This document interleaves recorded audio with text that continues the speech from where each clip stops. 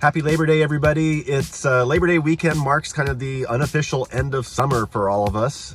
Boo!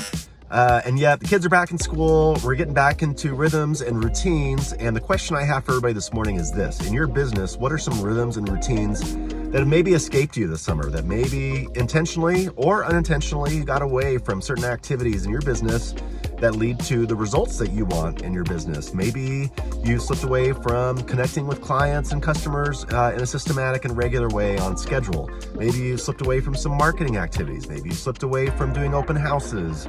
Maybe you slipped away from some things that you know that they are in your calendar in a rhythm and a routine, and you do them consistently, they bring you business opportunities. And maybe, just maybe this summer, you took a little bit extra time off and got away from some of those. Why don't you take stock of that this week? As we plug back in, we have 1/3 of the year left. We're 2/3 of the way through the year, 1/3 of the year left to hit your business goals.